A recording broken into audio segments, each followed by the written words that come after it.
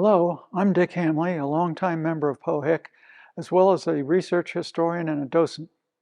Reverend Lynn and Doug Bradburn have covered the first two eras of POHIC Church, from 1732 to 1774, and from 1774 to the early 1800s. I'm going to describe the perfect storm, a string of circumstances following the Revolutionary War that threatened to destroy POHIC Church. The American Revolution had halted the Church of England and the Bishop of London's former control of the Anglican Church in Virginia. For a while, the vestries and churches continued to function as a part of the new American government under the control of the Virginia General Assembly. However, with the pressure mounting to separate church and state and to allow freedom of religion, these Anglican churches had a hard time attracting vestries and collecting the levies. Then on December 22nd, 1784, with the Virginia General Assembly's approval, the old Anglican Church of Virginia incorporated itself as the new Protestant Episcopal Church in Virginia. On Easter Day, 1785, all the old Anglican vestries were dissolved by the Virginia General Assembly. On May 18th, 1785, the Protestant Episcopal Church established the Diocese of Virginia. That same year, the Virginia General Assembly passed the Statute of Religious Freedom, liberating all the dissenting, that is, non-Anglican, faiths from the old Anglican Church in Virginia.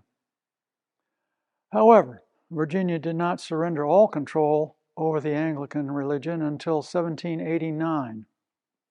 Meanwhile, the original Occoquan Church, the first POHIC Church, and the second POHIC Church, that's this one, were all located along what is now Colchester Road. In colonial times, that was the Potomac Path, a very busy and important north-south thoroughfare. By the end of the Revolutionary War, the once busy seaports of Dumfries and Colchester had become silted in. Shipping had moved to the newer port of Alexandria.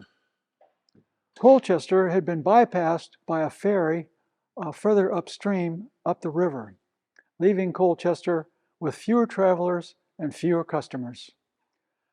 As a result, the new POHIC Church ended up in a backwater, losing wealthy parishioners to Christ Church in Alexandria. George Washington left the vestry in 1785. The last meeting of the vestry was also in 1785. Since POHIC Church was formally part of the Church of England, colonial churches were already government property, and there was a concern that the state government would just take over all church property.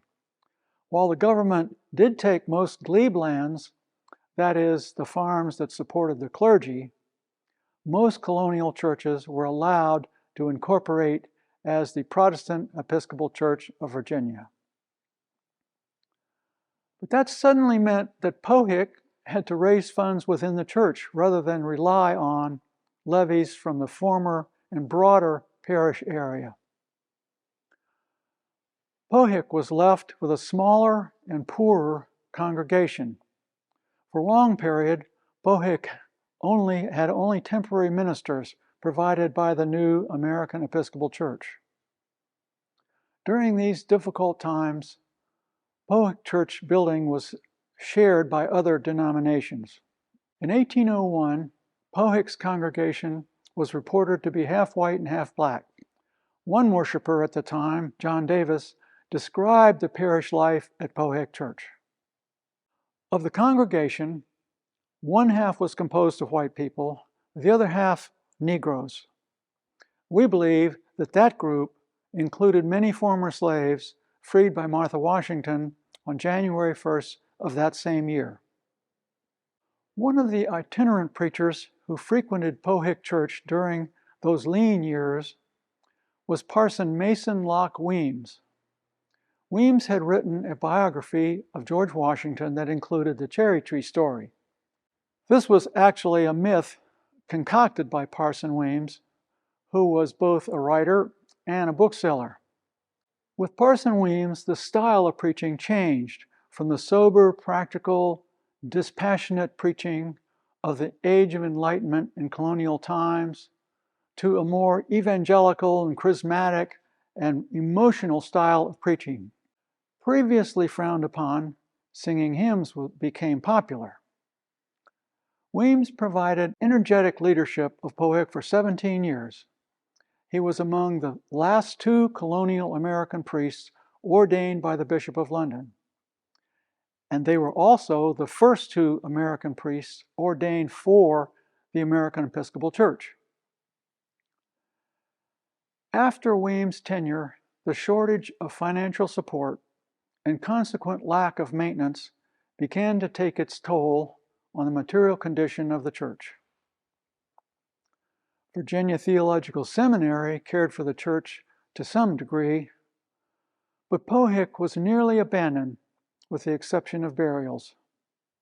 Between 1840 and the Civil War, George Washington's, George Mason's, and the other patriots' beloved Pohick Church was falling into ruins. John Gadsby Chapman's 1835 painting of Pohick Church shows the dilapidated state. In 1835, Bishop William Meade, the third Bishop of Virginia, visited the abandoned building and was shocked at the condition. At the church convention the next year, he gave a poignant plea for support to save George Washington's church.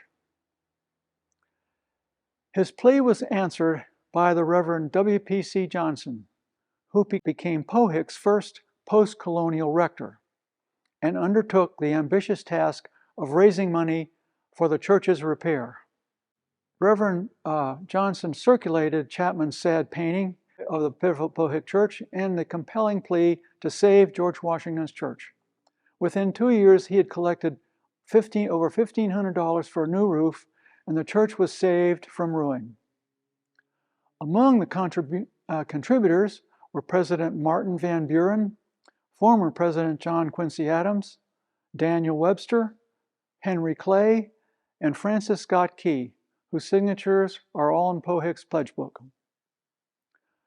Thus, Pohick survived the perfect storm, and its first restoration was a success. Then the Civil War struck, but that's another storm.